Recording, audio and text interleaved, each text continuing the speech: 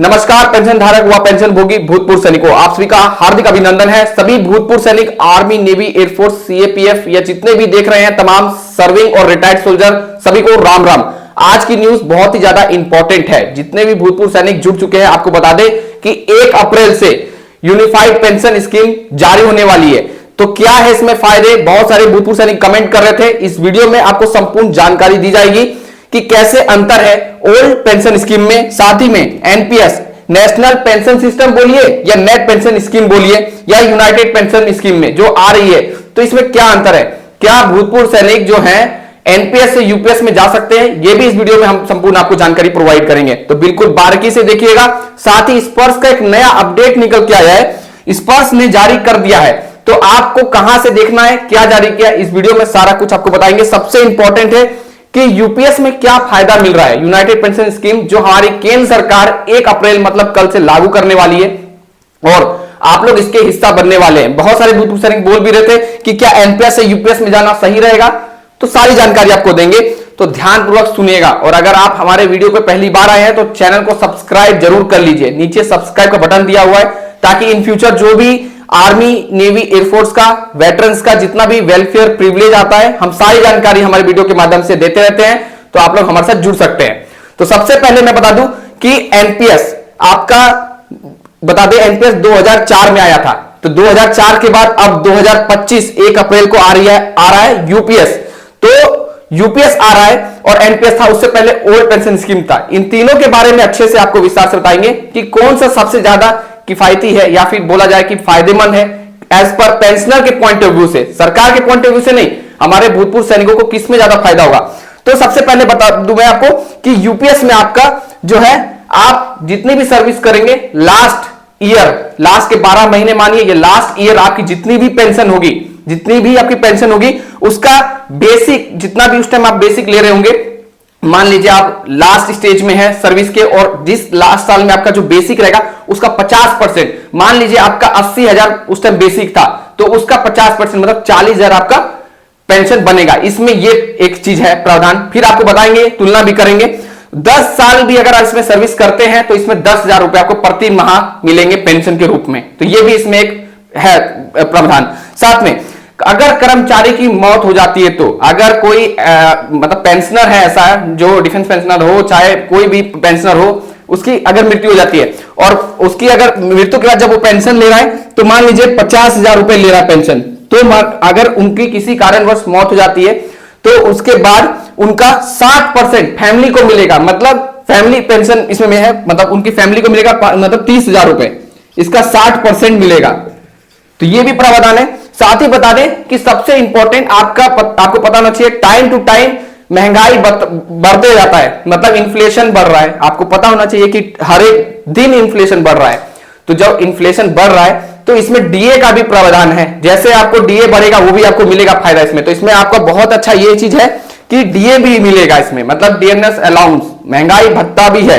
तो इन्फ्लेशन देखते हुए इसमें आपको मिलेगा डीए भी।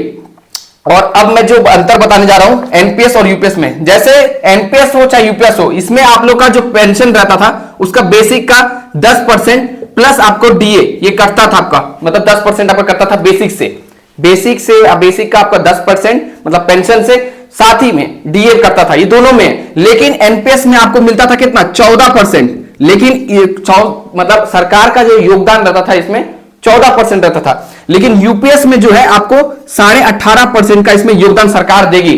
मतलब आप तो अपना कटा ही रहे हैं 10%, मतलब का कट ही रहा है पेंशन और डीए से, लेकिन उसके बाद जो सरकार उसमें योगदान देगी वो 18.5% का यूपीएस। इसलिए कई लोगों का कहना है कि यूपीएस बेहतर है। और यूपीएस में एक निश्चित अमाउंट भी है, निश्चित पेंशन भी है, ये भी एक सबसे बड़ा फैक्टर है।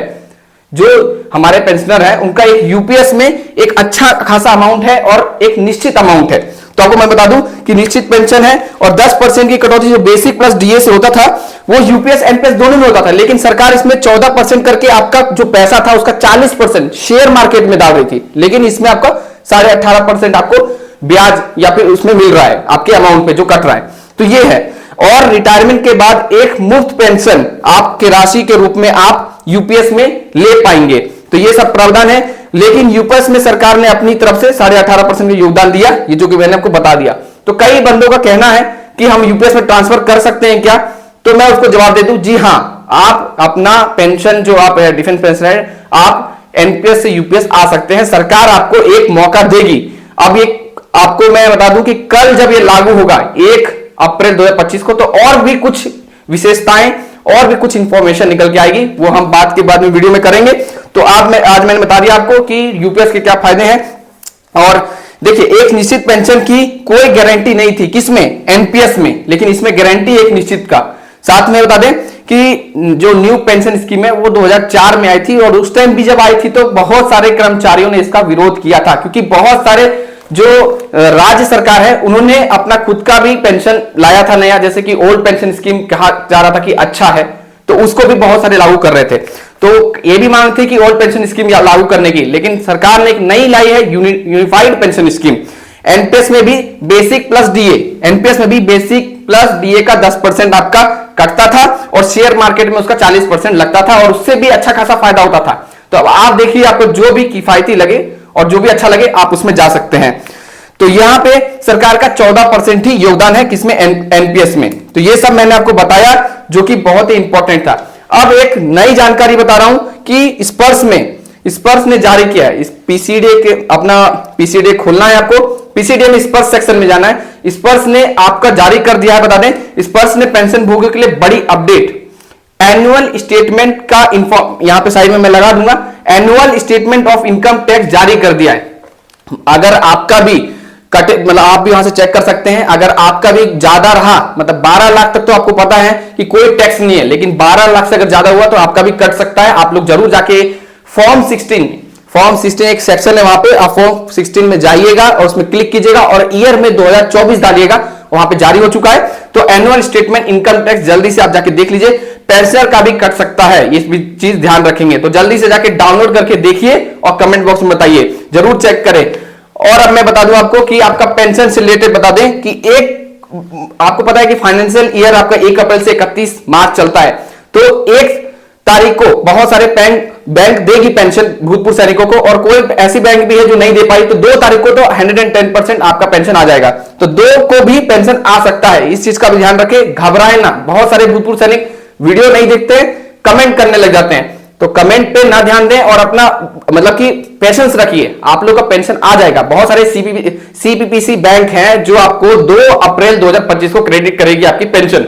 तो ये सभी जानकारी मैंने आपको दी, कोई डाउट या कंफ्यूजन है तो आप कमेंट बॉक्स में कमेंट कर सकते हैं। यूनिफाइड पेंशन स्कीम बेहतर है अगर आपको एनपीएस में नहीं रहना है। एनपीएस में आपको पता है कि 14% ही सरकार का योगदान है, आपकी जो कटौती है उस पर, साथ ही में उसमें एक निश्चित अमाउंट का नहीं है प्रावधान, यहां प्रावधान है। और आपको एक चीज बता दूं कि एनपीएस में जो आपका पैसा है वो लेकिन अच्छा खासा बढ़ भी सकता है, क्योंकि सरकार वो जो आपका पैसा कट रहा है उसका 40% लगाती है शेयर मार्केट में, और लेकिन यहां पे सरकार 18.5% के ब्याज आपको दे रही है। तो ये चीज मैंने सारा कुछ क्लियर किया। अगर आपको हमारा वीडियो अच्छा लगता है तो चैनल को सब्सक्राइब करके वीडियो को लाइक कर सकते हैं। जय हिंद, जय भारत, वंदे मातरम।